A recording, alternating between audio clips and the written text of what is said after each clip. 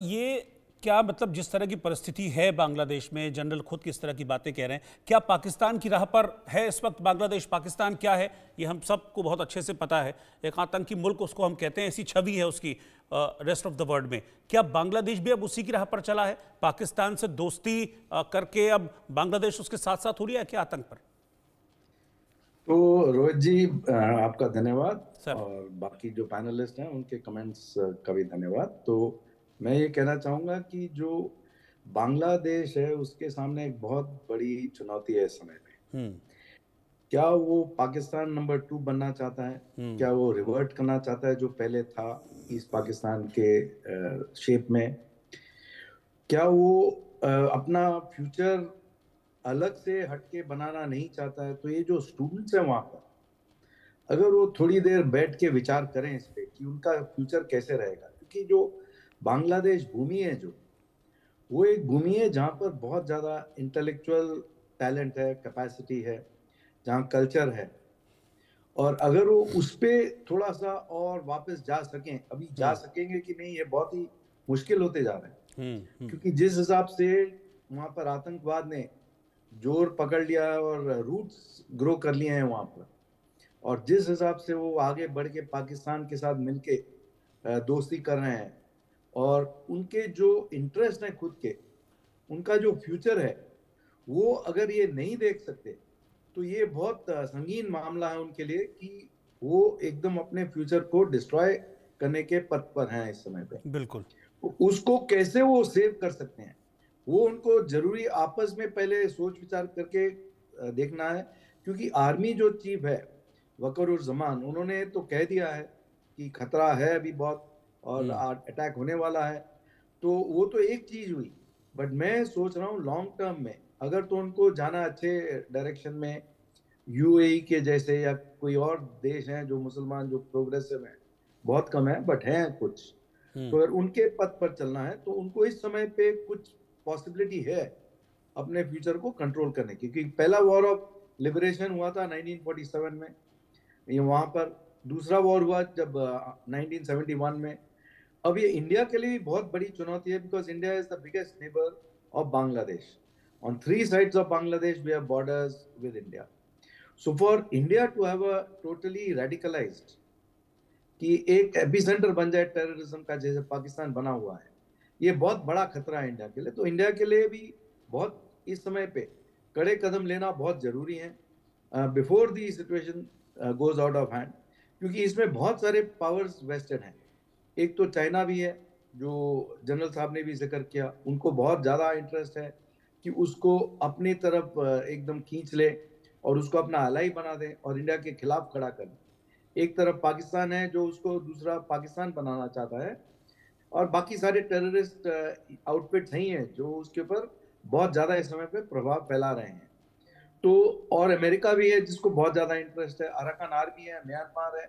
तो हर तरफ से उनके ऊपर बहुत ज्यादा खिंचाव है, बहुत ज्यादा प्रेशर्स हैं, बहुत ज्यादा थ्रेट्स हैं। तो अगर ये थ्रेट्स को खत्म कर गए तो उनका फ्यूचर एकदम, भविष्य एकदम खत्म हो जाएगा, और हम्म। वो भी एकदम फेल्ड स्टेट बन जाएंगे पाकिस्तान के जैसे। हम्म। तो ये मौका है कि उनको रोकने के लिए, कि एक अपना हाथ में कमान लें और डिसाइड करें कि हमको ये रास्ता नहीं अपनाना है, हमको आतंकवादी देश नहीं कहलाना है, हमको एक प्रोग्रेसिव देश बनना है। क्योंकि पहले भी जब शेख हसीना भी थी तब भी आतंकवाद था, बट हम्म। थोड़ा बहुत कंट्रोल में था, रैपिड आर्म बटालियन थी, आर्मी थी। तो अभी आर्मी चीफ को भी ये कोशिश किया गया था पहले यूनुस की तरफ से भी, कि उसको थोड़ा डिस्टेबलाइज किया जाए और आर्मी को भी डिस्टेबलाइज किया जाए। बट अभी आर्मी चीफ अगर खड़े होके बोल रहे हैं हम्म। कि ये हम्म। थ्रेट है, मतलब ये बहुत इंपॉर्टेंट स्टेटमेंट दिया उन्होंने। जी। और कोई आर्मी चीफ कभी दुनिया में ऐसे लूज स्टेटमेंट नहीं दे सकता है कि ये किसी बेसिस पे नहीं हो। तो बिल्कुल। बांग्लादेशियों को इस समय पे सोचना है, अपना विचार गोष्ठी करनी है कि हमको हम्म। आगे कैसे बढ़ना है, और हम्म। फिर उस पद पे आगे बढ़ने की कोशिश करने की जरूरत है। ठीक है। ठीक बैक है। To you. सर्वे के अगले दो सवाल फिर मैं आप लोगों के पास आता हूं एक बार फिर से। सर्वे का मेरा सवाल था कि बांग्लादेश में आतंकी हमले का जो खतरा है जिसकी बात जनरल जमान कर रहे हैं, उसका मुख्य कारण क्या हो सकता है? 26% लोगों ने कहा कि राजनीतिक अस्थिरता जो इस वक्त बांग्लादेश में है। 31% लोगों ने कहा कि धार्मिक उन्माद जैसा बांग्लादेश में है वो इसके पीछे एक रीजन हो सकता है।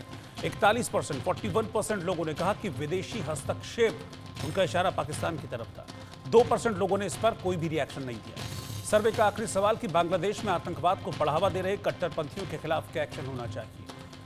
34% लोगों ने कहा कि ऐसे लोगों को पकड़ें, पहचानें और जेल में डालें। 61% लोगों ने कहा कि ऐसे कट्टरपंथियों को फांसी दे दी जानी चाहिए और 5% लोगों ने इस पर कोई भी रिएक्ट नहीं किया। मैं फटाफट प्रशांता जी आपके पास आ रहा हूँ, छोटा छोटा रिएक्शन आप तीनों से लूंगा। ये अभी पाकिस्तान को हम देख रहे हैं ना कि पिछले 3, 4, 5 महीनों में क्या हाल पाकिस्तान का हो गया है। रोज कहीं बम फट रहा है, रोज किसी की जान जा रही है, रोज धमाके हो रहे हैं, रोज सैनिक मारे जा रहे हैं। और ये किस वजह से? क्योंकि पाकिस्तान ने आतंक को खाद पानी दिया, पाला पोसा, और आज वही उसको खत्म कर रहा है। क्या यूनुस इससे सीख नहीं ले रहे हैं? Pakistan, the condition of Pakistan, मेरा जानता हो अंदर तो पाकिस्तान में सिंगल प्रॉब्लम नहीं है। बिल्कुल बहुत प्रॉब्लम है इधर। बलूचिस्तान इश्यूज है, टेररिस्ट अटैक है। I'm very surprised, and some, that some ideological people are supporting the Pakistan influence of Pakistan, and it's unfortunate.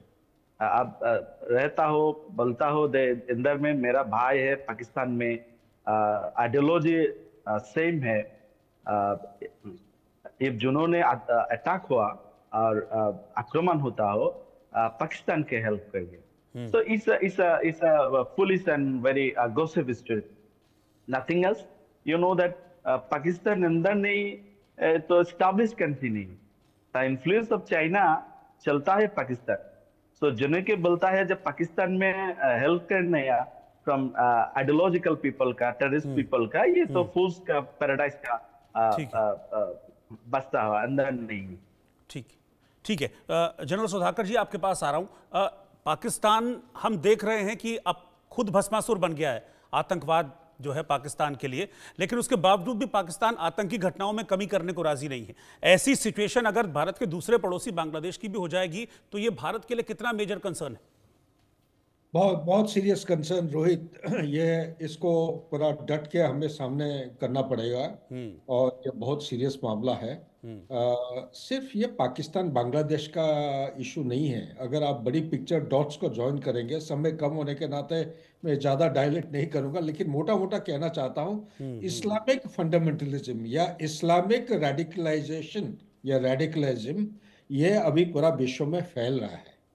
और उदाहरण के स्वरूप आप अफगानिस्तान देखिए, वही तालिबान के खिलाफ सब होते थे, आज के दिन में तालिबान को एक्सेप्ट करने लगे हैं। कल का न्यूज़ था सिराजुद्दीन जो उनका होम मिनिस्टर थे, इसके ऊपर $10 मिलियन या कुछ बाउंटी उसका लगाए थे, वो हटाया गया है यूएस की तरफ से और उसको एक्सेप्ट किया जा रहा है। तो इसी तरह आप सीरिया की तरफ नजर जाए, पाकिस्तान की तो हालत आपको मालूम ही है। अभी बांग्लादेश ये धीरे धीरे धीरे धीरे फैलते जा रहा है। लार्जर पिक्चर क्या है? ये कैलिफेट।